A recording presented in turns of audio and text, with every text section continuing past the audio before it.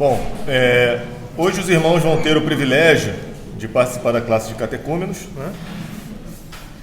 E a gente tem falado desde o início do ano, assim, de forma bastante didática, né? A gente veio falando sobre quem é Deus, o fim principal do homem, né? A revelação como regra de fé e prática, a Escritura.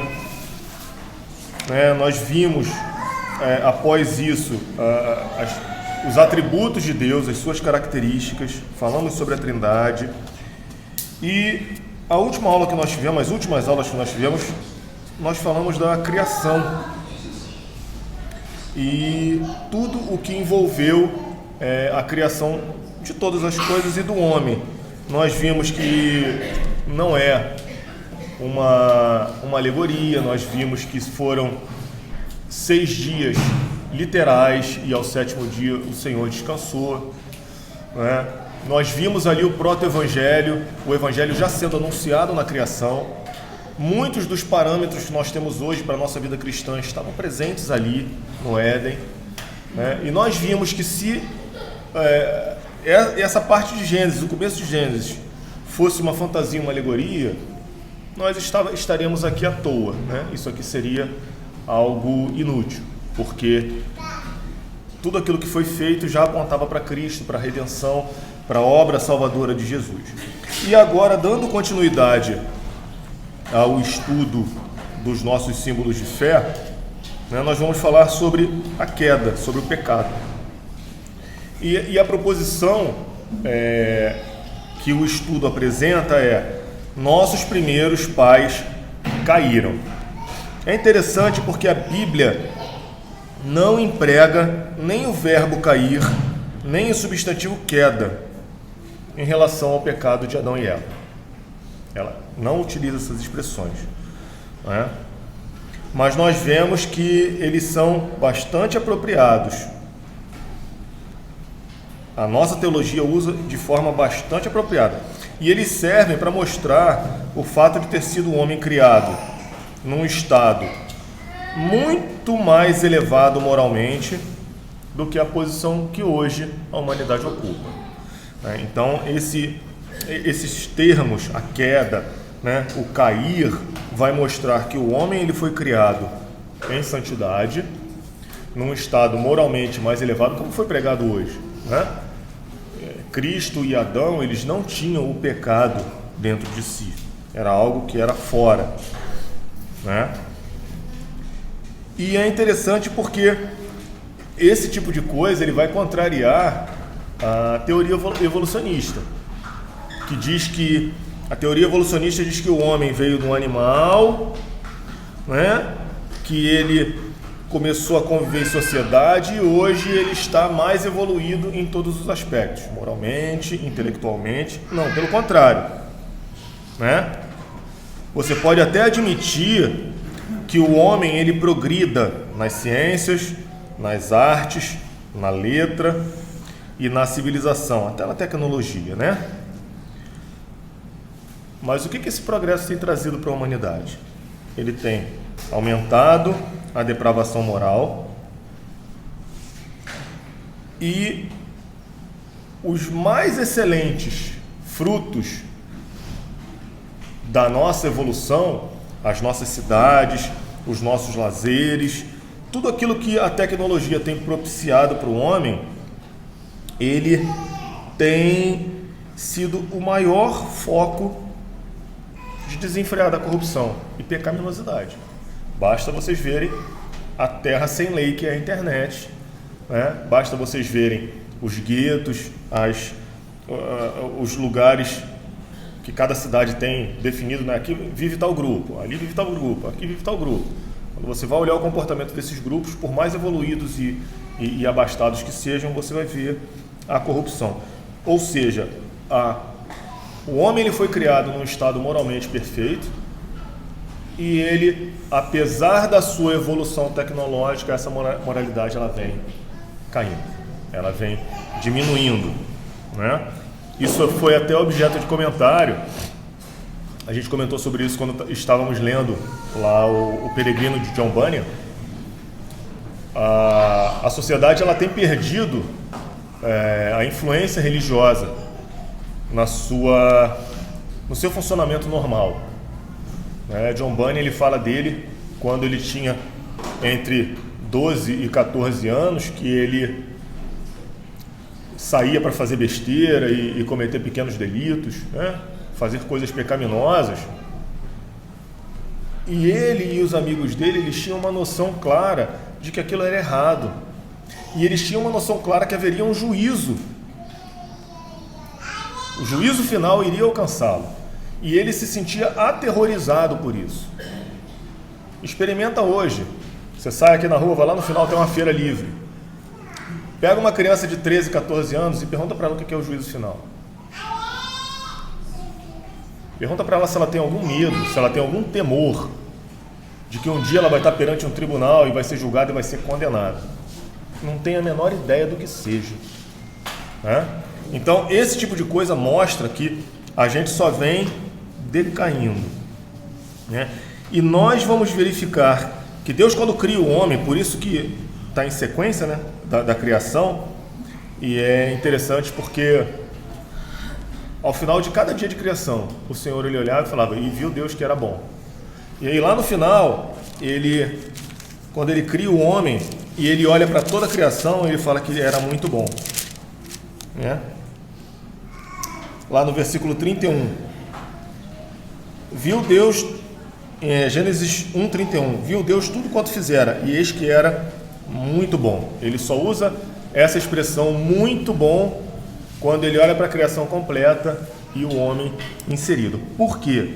Porque o homem ele foi criado à imagem de Deus e que este se encontra num plano moral muitíssimo inferior do que quando foi criado. Ou seja, nós viemos ao longo dos séculos descendo desde onde o homem foi criado até onde nós nos encontramos hoje.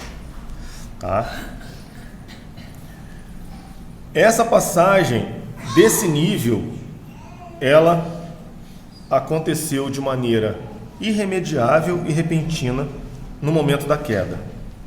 E daí para cá continuou caindo. Então o homem, ele ao pecar, ele mancha essa imagem de Deus, ele obscurece o conhecimento natural que ele tinha de Deus, ele perde a comunhão com o Senhor, e a partir daí ele só decai. Então ele cai rapidamente do estado de pureza e santidade que ele foi criado, e daí para cá ele continua caindo, ele continua piorando, ele continua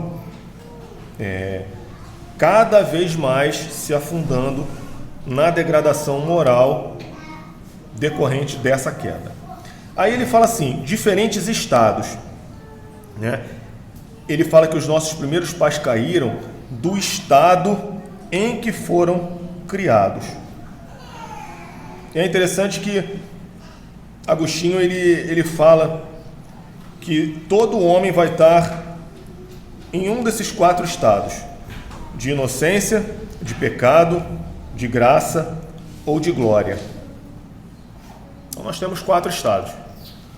O de inocência, ele diz respeito à condição em que Adão foi criado, O homem, em seu estado de inocência, ele tinha a liberdade e o poder de fazer aquilo que é bom e agradável a Deus, mas não de uma forma em que ele só pudesse fazer isso, mas ele poderia cair desta liberdade e poder. O pastor falou hoje da nossa condição quando estivermos em glória. Eu vou falar sobre ela, Nós não vamos ter essa possibilidade, a possibilidade de pecar. Nós teremos corpos incorruptíveis. A nossa alma vai ser uma alma incorruptível. Adão, quando ele foi criado, e esse estado é chamado de estado de inocência, ele tinha, e aí são coisas que nós não conhecemos, porque nós não temos isso. Ele tinha a liberdade e ele tinha a capacidade de fazer aquilo que era bom e agradável a Deus. Por que nós não temos mais isso? Porque a Escritura fala que todos nós, antes da ação de Cristo na nossa vida nos restaurando, nós éramos escravos do pecado. O escravo, ele não faz a sua própria vontade, ele faz a vontade do seu Senhor. Mesmo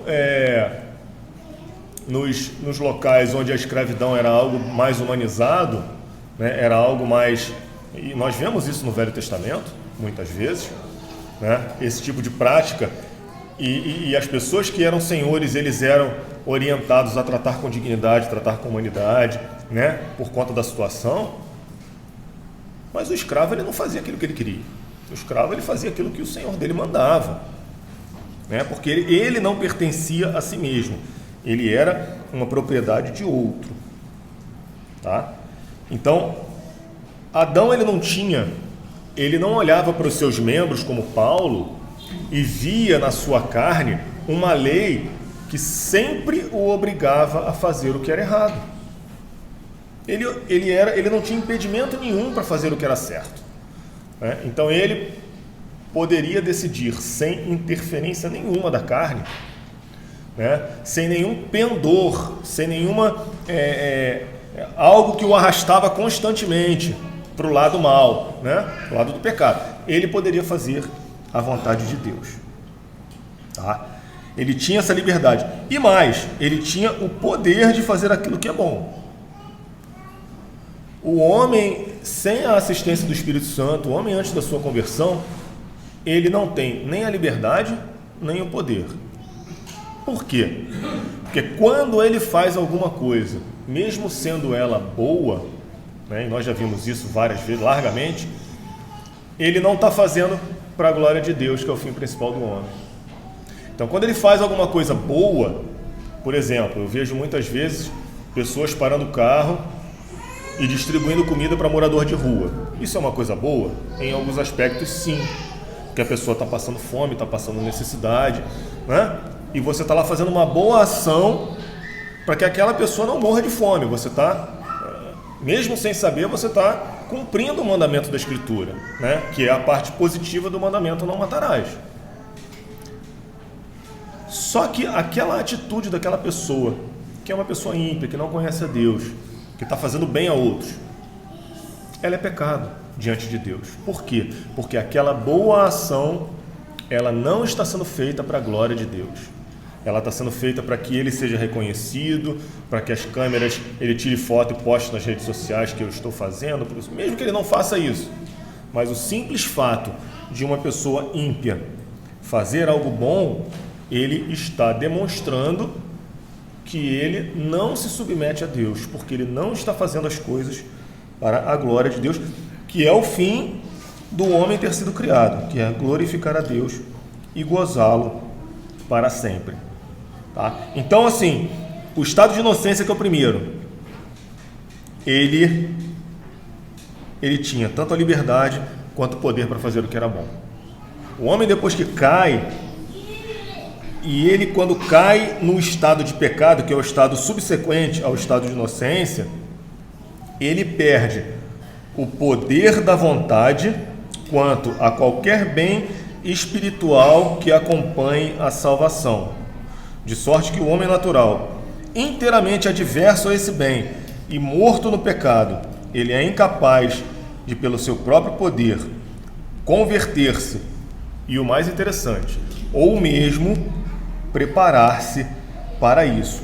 E aí é interessante porque os nossos símbolos de fé, eles vão mostrar que o homem, ele, ao cair desse estado de inocência para o estado agora de pecado, ele não se torna tão mal imediatamente como ele poderia ser, né? A gente vê depois da queda Abel, né? Abel, ele já era um homem caído, mas a atitude de adoração, o culto que ele prestava a Deus era aceitável, né? O seu irmão Caim já estava mais para baixo, e isso foi degenerando de uma forma tal que desembocou no dilúvio, né? Deus, ele destruiu toda a humanidade, Noé e sua família foi agraciado, né? Mas o que acontece aqui? Ele perde essa capacidade que ele tinha de escolher fazer o bem. Ele não escolhe mais fazer o bem. Isso com relação às coisas espirituais. Porque o homem, ele, depois que ele é expulso do Éden e o Redentor é anunciado, ele vai passar todo esse período até o Éden buscando reconciliação com Deus. E quando a lei é dada e Moisés prefigura o primeiro mediador, né? E no sacrifício o cordeiro, o sangue derramado de forma vicária para substituir o pecador, ele já começa a mostrar que o homem ele não tem condição de reparar o seu pecado diante de Deus, que ele está morto, ele está acabado. E depois a gente vai abrir os textos para ver. O homem nesse estado, mesmo já tendo um mediador, não aquele que viria, mas as sombras, né? Prefigurando. Ele não tinha, como nós hoje não temos. Isso é importante para nós não nos enganarmos, né? Com o que acontece por aí, né? A gente não tem condição de primeiro fazer alguma coisa boa que redunde na nossa aceitação por parte de Deus e na salvação em Cristo Jesus. O homem ele não vai dar nenhum passo na direção de Deus se ele não for chamado. E mais, ele não pode fazer nenhum tipo de preparação prévia, né? E muitas vezes a gente se engana quando conhece uma pessoa muito legal, muito joia, é o famoso só falta ser crente. Esse cara que é um bom cidadão, é um bom marido, é um bom pai, paga seus impostos, é um trabalhador honesto, trabalha bastante, produz para a sociedade, mas ele não é convertido. Ele está tão dentro do inferno como um Fernandinho Beiramar. Mesmo nível, tá? Se a graça de Deus não o alcançar, ele estará condenado por toda a eternidade. E ele de si mesmo, ele não pode dar o passo seguinte, que é falar assim: Senhor, eu te aceito, reconheço que Jesus é o meu Senhor e com a minha boca eu confesso que Jesus Cristo é o Senhor. E eu creio isso no meu coração. Que é isso que Jesus fala, né? Que se você crer que Jesus é o Senhor e confessar isso com a sua boca, você vai ser salvo. Ele não vai ter condição de fazer isso. Nenhum de nós tem. Tá? Então, esse é o estado em que todos nós nascemos. E é interessante porque os nossos símbolos de fé, por isso que Jesus teve o nascimento extraordinário da forma que foi. Os nossos símbolos de fé dizem que todo homem nascido por geração ordinária, ele nasce nesse estado de pecado. Todo. Nem mais bonitinho, nem mais inocente, ele não nasce no estado de inocência. Ele nasce num estado de pecado. Tá? Ele já nasce caído. Por isso que Cristo, ele teve a semente da mulher e a semente santa. O Espírito Santo, né? Descerá sobre ti o Espírito Santo, o poder do Altíssimo te envolverá com a sua nuvem. Você vai conceber e vai dar à luz um filho. Não teve a interferência do gene humano, né? O gene espiritual. Deus descendo, e a concepção foi algo extraordinário.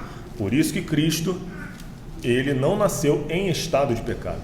Cristo, ele nasce como segundo Adão, no estado de inocência. Tá? Então, existe toda essa diferenciação do nosso estado quando nós nascemos, do estado em que Cristo nasceu. Muitas pessoas dizem: não, mas a criança ela nasce boa, né? Ela vai se corrompendo conforme ela cresce. Só quem não tem filho que fala isso, né? Porque você já percebe na mais tenridade a revolta, a insubmissão, o pecado, a dureza de coração nas crianças mais novas, né? Filhas de Adão, descendentes diretas da queda. Vamos abrir alguns textos. Romanos 5, 6.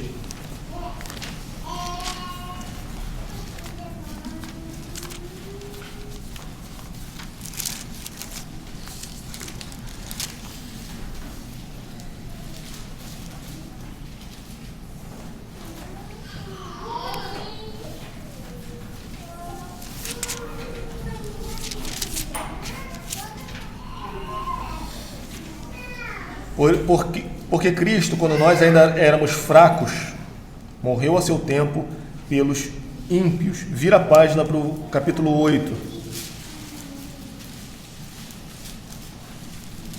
Os versículos 7 e 8. Por isso, o pendor, a tendência, a inclinação da carne é inimizade contra Deus. São inimigos. Inimizade contra Deus. Pois não está sujeito à lei de Deus, nem mesmo pode estar. Por isso, os que estão na carne não podem agradar a Deus. Quem são os que estão na carne? Os que nascem e permanecem no estado de pecado. Os não convertidos. Mais um texto. João 15, 5. Quem achar pode ler. Eu sou a videira, vós os ramos. Quem permanece em mim e eu nele, esse dá muito fruto, porque sem mim nada podeis fazer. Aqui,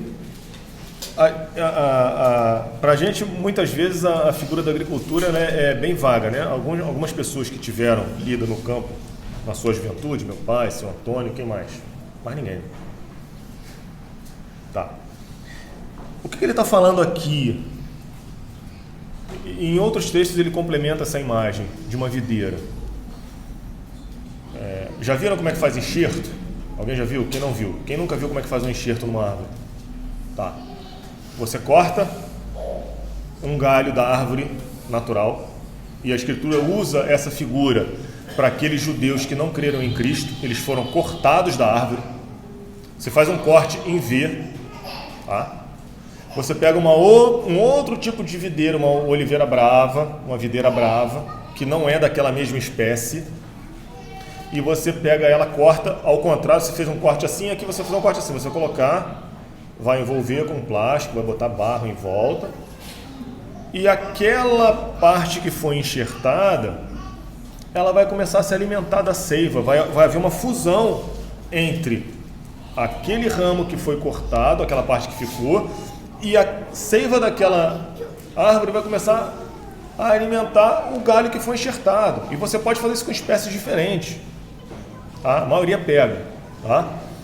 E nesse caso, depois de algum tempo, você não vai fazer mais diferenciação em o que era ramo natural, ramo que foi enxertado, porque ele, ao se alimentar, ele vai produzir as mesmas características daquela árvore na qual ele foi enxertado. E aqui Jesus está falando o seguinte: eu sou a videira, eu sou a raiz, eu sou o tronco, eu sustento toda essa árvore, né? Quem permanece em mim e eu nele, esse dá muito fruto. Por quê? Porque o ramo, ou estando na oliveira brava, ou estando cortado, jogado no chão, não vai dar fruto nenhum. Sem mim, nada podeis fazer.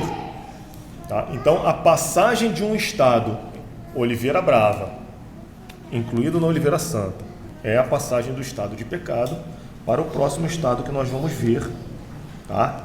Que é o estado de graça, onde nós fomos agraciados com esse enxerto. Nós fomos tirados do mundo, que é a oliveira brava, né?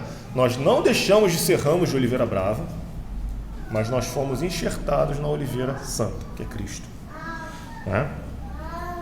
Quando Deus converte um pecador e o transfere para o estado da graça, Ele o liberta de sua natural escravidão ao pecado e somente por sua graça o habilita a querer, a fazer com toda a liberdade o que é espiritualmente bom, mas isso de tal modo que, por causa da corrupção ainda nele existente, o pecador não faz o bem perfeitamente, nem deseja somente o que é bom, mas também o que é mal. Então, como diria o açougueiro, vamos por parte, né? A gente vê aqui bastante coisa que a gente vai gastar um tempo falando. É Deus quem converte, tá? E como que Deus converte? Paulo ele é muito claro ao falar sobre isso, através da pregação. Então, Eu já ouvi muita gente falando, fulano estava passando na rua e viu uma borboleta pousar e a borboleta tinha escrito o nome de Jesus nas suas costas, se converteu. Mentira, não há conversão assim. Porque ele estava num show gospel e tocou uma música e ele... Mentira, não se converte assim. A conversão, ela vem pela pregação. Se vocês conhecem alguém que diz que se converteu, chega para essa pessoa, gente, meu amigo, meu irmão, vá procurar uma igreja fiel, porque você não está convertido. Se na sua igreja não tem pregação fiel da palavra, você não está convertido. Não existe conversão fora da fiel pregação da palavra. E quem converte é Deus. E o instrumento de Deus para a conversão é a pregação. Não tem uma segunda opção. Não tem outra porta, não tem outro caminho. Cristo é o caminho. O verbo de Deus. Tá? Então, Deus é quem converte. É Ele que tira o homem desse estado e o traz para o estado da graça. E aí, Ele o transfere do estado de pecador para o estado da graça. Só que esse estado, ele não é o nosso estado final. Nós vamos estar como o povo de Israel no deserto, caminhando, sofrendo, passando dificuldades, muitas vezes pecando, isso que ele vai falar mais à frente. Só que Israel no deserto, eles não eram mais escravos de Faraó, eles já eram libertos. Mas se nós formos ler todo o texto da caminhada deles no deserto, a gente vai ver que o povinho difícil, como nós somos. É muito fácil a gente olhar para trás de forma anacrônica e dizer, se fosse eu lá, não ia ter esse problema todo. Não, ia ser pior. Né? Porque hoje, com o conhecimento que nós temos, nós caímos em pecado. Né? Imagina lá com a revelação sendo entregue, né, de forma gradativa e crescente, que é isso que a Escritura mostra. Muitas vezes a gente olha com os nossos olhos hoje e condenamos os nossos irmãos do passado e falamos, se fosse eu que estivesse lá, não tinha caído. Mentira, caía e caía pior, porque o nosso conhecimento hoje é muito maior e nós caímos muitas vezes nas mesmas coisas que os crentes do passado, que tinham um conhecimento muito mais restrito, apesar de que esse conhecimento sempre foi suficiente para a salvação deles. Tá? Então, Deus, ele nos liberta da nossa natural escravidão do pecado. Então, quebrou o grilhão, assinou lá a carta de alforria. Você é livre do pecado, você não é mais escravo. Né? E Ele também nos habilita pela sua graça, nos dá a capacidade de duas coisas que o homem natural no estado de pecado ele não tem: o querer e o fazer.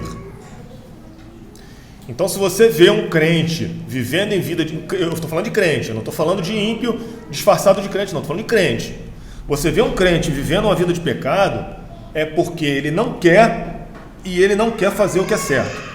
Porque a capacidade de querer, a vontade de querer fazer a vontade do bem e o fazer essa vontade de forma positiva, Deus dá essa capacidade a todos aqueles que estão debaixo da sua graça. Tá? Então isso é muito sério para nós olharmos para dentro de nós. Né? Eu costumo falar na classe, não vem para a aula com uma pá, não, vem para a aula com uma enxada. Né? Porque a pá, você fala assim, falou isso, joga para fulano, isso aqui é para ele, joga para ele. Não, vem com a enxada, tudo isso aqui é para mim. Né? Então, se nós não estamos querendo, e a consequência disso, nós não estamos fazendo o que é bom, né, com a nossa vida, com as nossas atitudes, alguma coisa está muito errada. Ou nós não saímos do estado de pecado, a graça de Deus não nos alcançou, tá? Isso é muito sério, seremos joio no meio do trigo. Ou eu estou numa situação tão amortecida pelo meu pecado, né, Deus está me colocando num juízo tão severo que Ele vai me deixar a vontade dos meus pecados, da minha natureza ainda caída, para ser peneirado, para ser humilhado, que eu também mesmo sendo filho de Deus e estando amortecido pelo meu pecado, eu não estou querendo e eu não estou fazendo o que é bom, para a glória de Deus novamente, tá? Por que que isso acontece?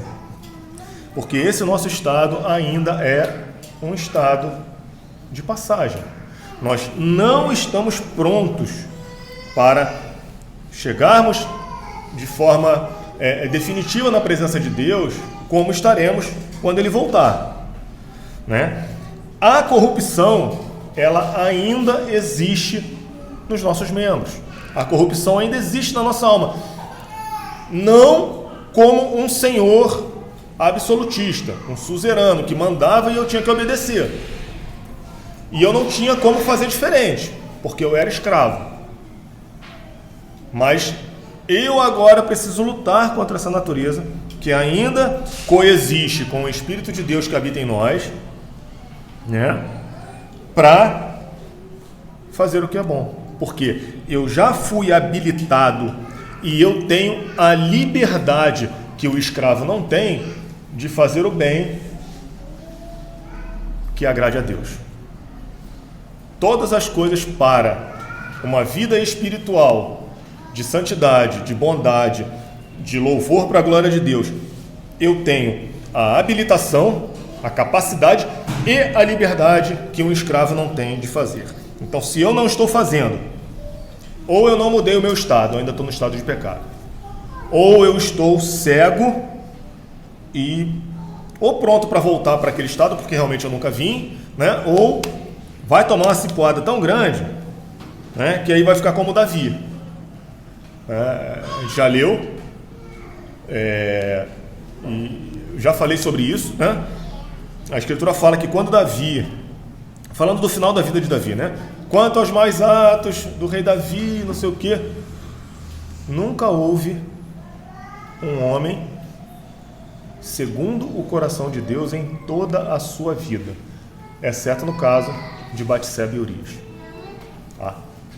O caso de Urias, Davi, ele precisou ser tão moído, e a gente está lendo isso na leitura continuada, a gente está vendo os desdobramentos, ainda vamos ver, né?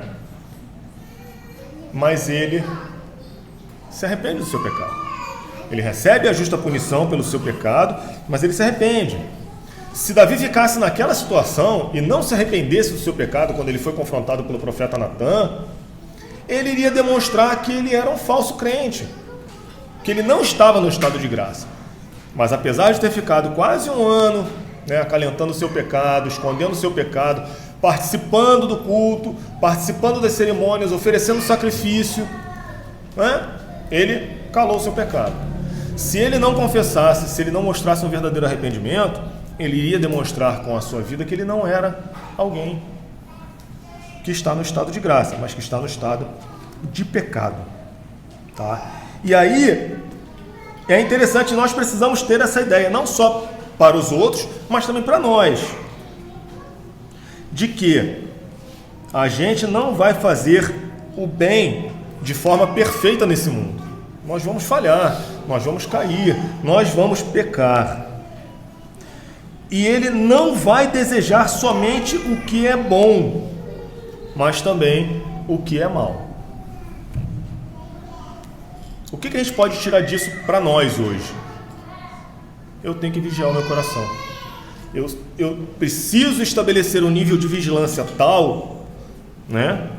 Porque eu sei, como fala Paulo, dentro de mim não habita bem nenhum, no que se refere a mim. Se é Agostinho que fala, né? Você vir de bom em mim, é Deus. O que você vir de ruim em mim, sou eu. Muito prazer, Rodrigo. Tá? Então nós não podemos achar que o nosso inimigo, e aqui a gente tem é bom falar isso, porque aqui a gente tem uma galera boa de militar, né? Pessoal que conhece a história da guerra, que se prepara para a guerra. Tem conversa com o inimigo? Não tem. O que o teu inimigo quer? Quer te matar. Ponto. Ele quer, não é só matar não, ele quer exterminar. Ele não quer nem ter o trabalho de fazer prisioneiro de guerra. Certo ou mentira? Isso é certo, prisioneiro de guerra dá trabalho. Na minha época de exército a gente brincava, dizendo que a China, ela tem o maior exército do mundo e ela ganha qualquer guerra. Não precisa dar um tiro. É só ela pegar o seu exército e fazer assim: eu me rendo. Quebrou o país que ganhou a guerra. Que ela vai ter que alimentar todo mundo, vai ter que tratar conforme a Convenção de Genebra. Assim, numa guerra, você não quer fazer prisioneiro, você não quer...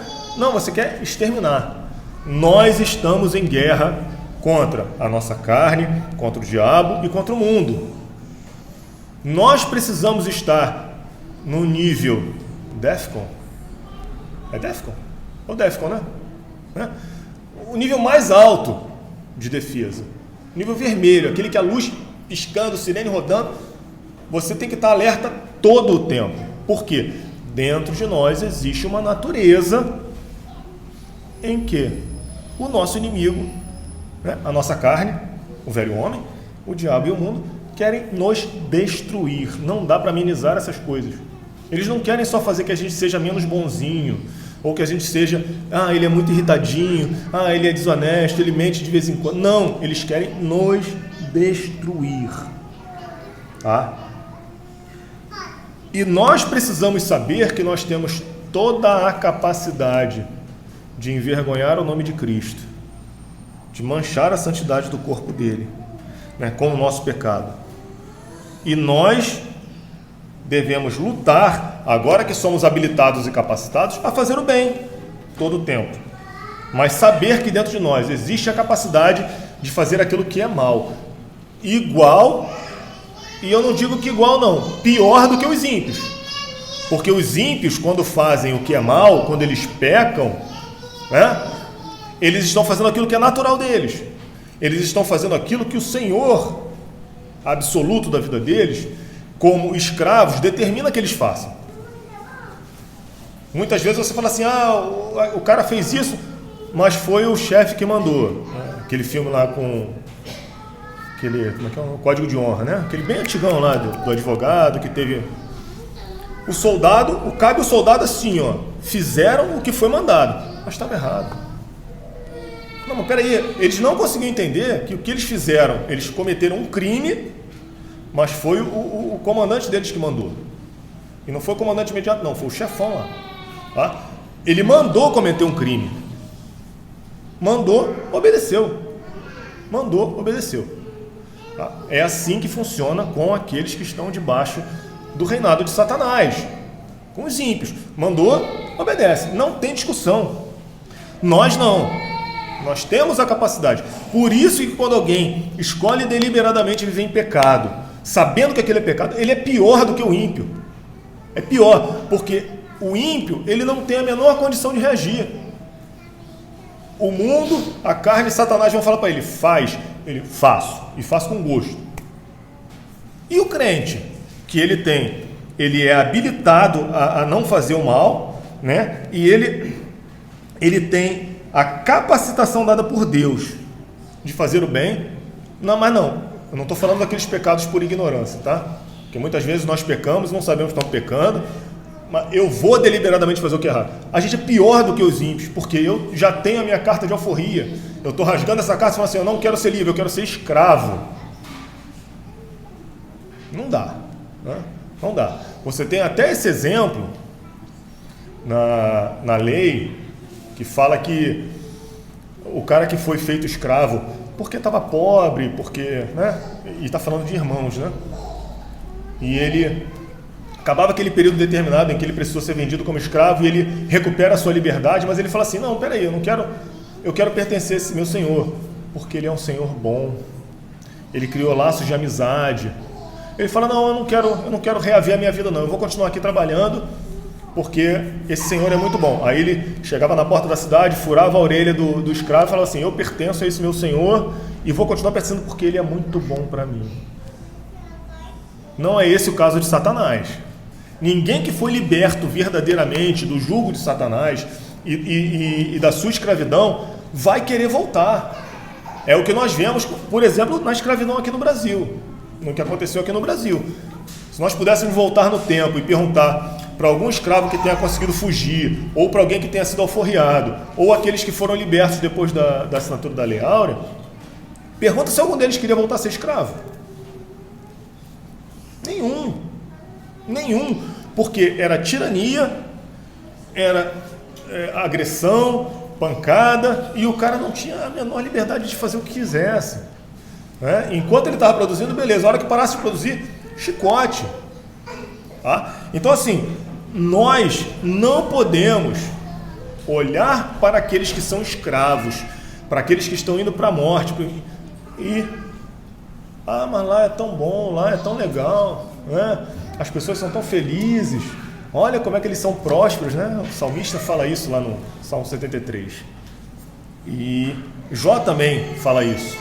Os amigos de Jó falam isso, Jó fala isso, né? Que foi inútil ele lavar as mãos na inocência, né? Porque ele vê os ímpios, a vida deles dura muitos anos, eles estão com as casas cheias, até que ele é confrontado com a realidade de que eles têm o fim deles bem definido e bem determinado. Tá? Vamos abrir alguns textos. Colossenses 1,13.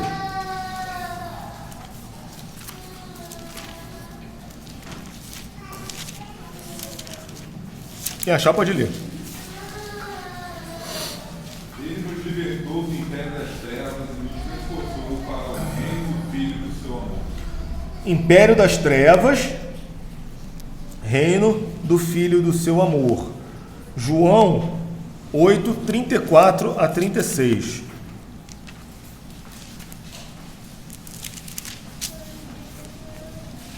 Replicou-lhe Jesus: em verdade vos digo, tudo que comete pecado é escravo do pecado.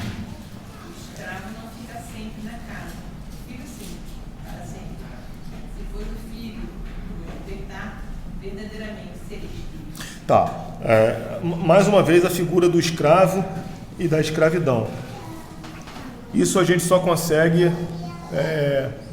ter essa noção por filmes, por relatos. A gente nunca experimentou isso de forma prática, né? Nós sabemos o que é isso antes da nossa conversão, antes do Senhor nos libertar desse jugo, dessa escravidão. Filipenses 2,13.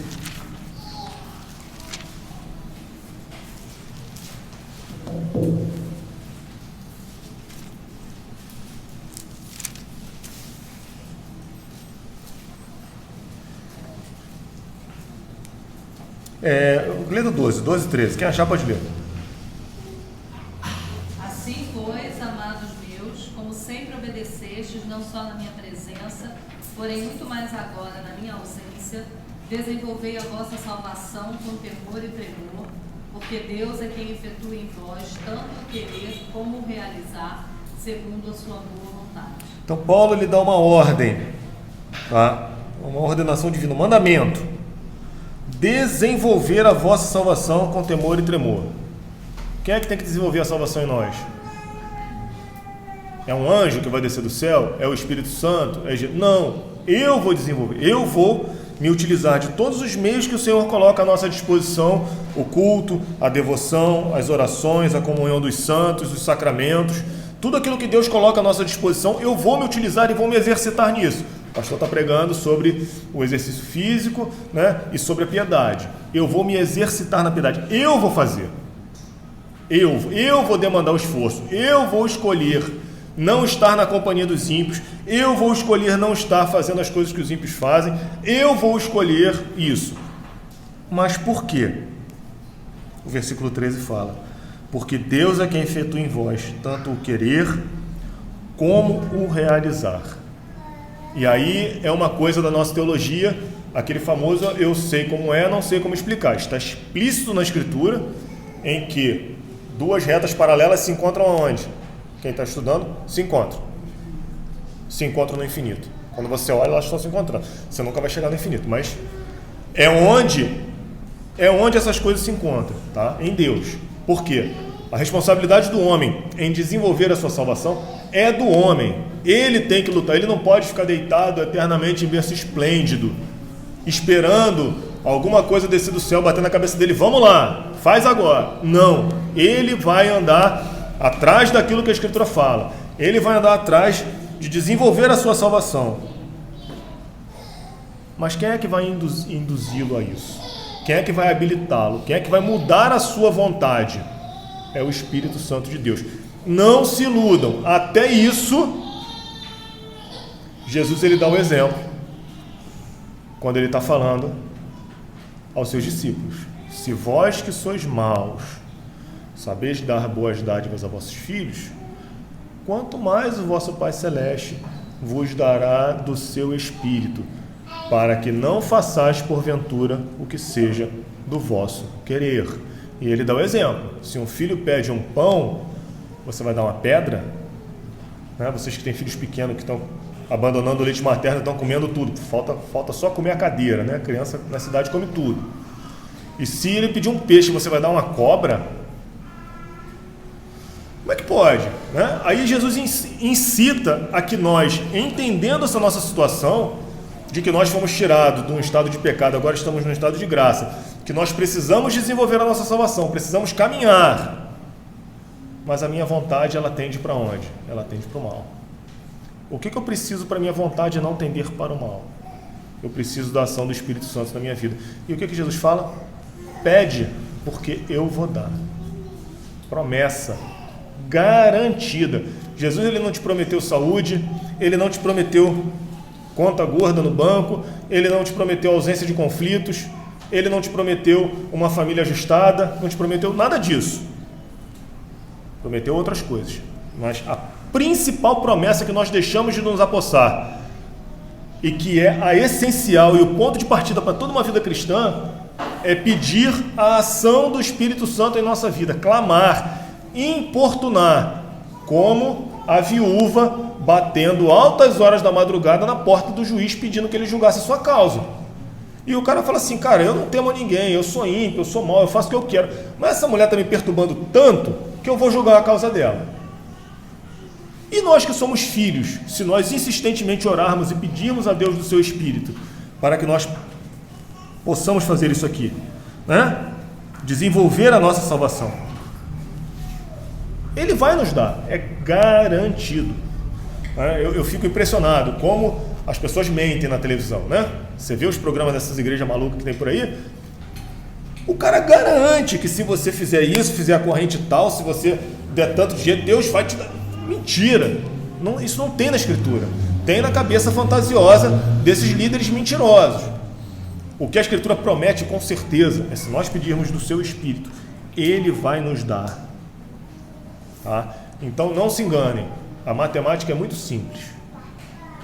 Eu tenho que desenvolver, mas eu só vou fazer isso se o Senhor efetuar em mim, tanto querer como realizar. E como é que Ele vai fazer isso? Seu Espírito Santo. E como é que a gente recebe o Espírito Santo? Peça, porque Deus dá liberalmente do seu Espírito para aqueles que de forma sincera colocam seu joelho em terra, lá no seu quarto trancado, fechada a sua porta, ora, que o seu Pai que te vê em secreto, Ele vai te recompensar.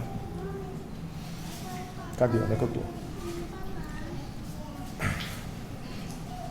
E aí, passando pelo estado de graça, que é o estado que nós nos encontramos hoje, né?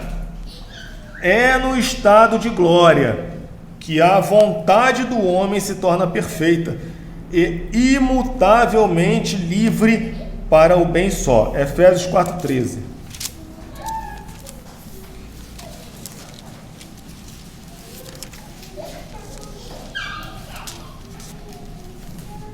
Até que todos cheguemos à unidade da fé e do pleno conhecimento do Filho de Deus, à perfeita varonilidade, à medida da estatura da plenitude de Cristo. É isso aí. 1 João 3:2.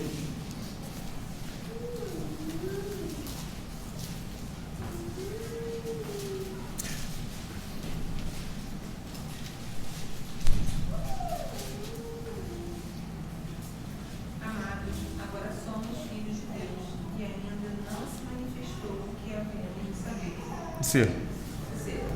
Sabemos que, quando Ele se manifestar, seremos semelhantes a Ele, porque haveremos de vê-lo com Ele. Então aqui ele está falando da perfeita varonilidade, pleno conhecimento, medida da estatura da plenitude de Cristo.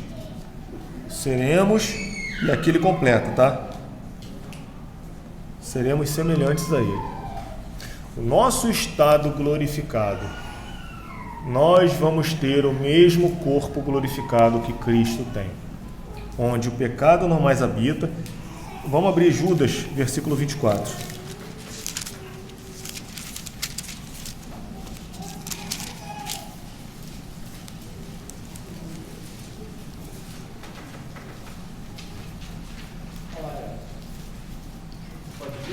Pode ler.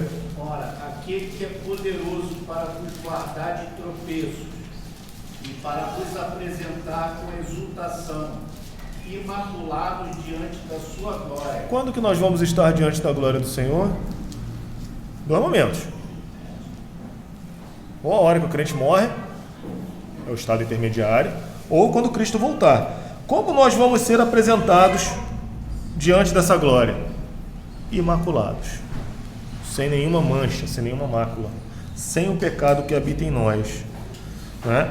Então, esse estado de glória, ao sermos transformados naquilo que Cristo é hoje, com seu corpo de carne e osso, que está assentado à destra de Deus e enche todo o universo, né? Nós vamos estar imutavelmente. E por que essa certeza? Porque Cristo, ele não vai ter mudança, nem sombra de variação, né, do seu estado. Cristo, ele não vai decair da sua santidade. Ele daqui a 100 milhões de anos, ele não vai estar menos santo. Não, nós seremos semelhantes a ele. Então a nossa condição será uma condição imutável, livres para o bem. O estado de inocência, ele foi experimentado somente por Adão e Eva, até o dia de sua queda. Todos os seus descendentes nascem no estado de pecado. E só os crentes verdadeiros, eles entram nessa vida no estado de graça, mediante a regeneração ou novo nascimento, mesma coisa. E depois dessa vida, no estado de glória. Os descrentes permanecem no estado de pecado e miséria nesta vida, estado que na outra é agravado pelo eterno suplício. A punição eterna, justa, por terem vivido uma vida de pecado, por não terem glorificado a Deus na sua vida. Então, da mesma forma em que nós estamos no estado da graça, não porque fizemos algo de bom, não porque merecemos algo de bom da parte de Deus, mas porque Ele olhou para nós e nos resgatou do estado de pecado e nos trouxe para cá, Ele mesmo vai nos conduzir até o estado de glória. E os descrentes nasceram no mesmo estado que cada um de nós, pecado, até o dia da nossa conversão. E eles continuam, e para eles, e para nós, né, se não olharmos o nosso coração e acharmos que estamos no estado de graça e na realidade continuamos em estado de pecado. Por isso o ensino, ele é importante, não para eu ficar olhando para a direita, para a esquerda, lá para frente, não, olhar para dentro do meu coração. Senhor, será que realmente eu fui enxertado nessa videira? Né? O enxerto é assim. Ou será que jogaram o galho em cima da videira, eu estou apoiado, daqui a pouco eu vou secar e vou morrer? Olha para dentro do seu coração. Olha para a sua vontade, para onde que ela aponta. Olha para as coisas que você faz quando não tem ninguém olhando, quando você está completamente sozinho, não tem olhos de irmãos, de pais, né? Professor, patrão. Olha como é que é o seu procedimento quando não tem ninguém te vigiando. Olha as coisas que você está pensando, que você está alimentando a sua alma. Olha as coisas que você está assistindo do mundo. Olha o seu lazer. Para onde pende? Pende para uma vida de santidade? Pende para a companhia dos justos? Né? É interessante porque eu sempre falo isso lá na reunião dos homens. A gente começa a falar de um monte de assunto. Aonde todos os assuntos acabam desembocando? A palavra de Deus. Você não tem isso no mundo, você não tem isso nas amizades do mundo, você não tem isso nas rodas de trabalho, você não tem. Os assuntos vão se esgotar e não se chega a um objetivo santo, não se chega a um objetivo que edifica a sua vida. Né?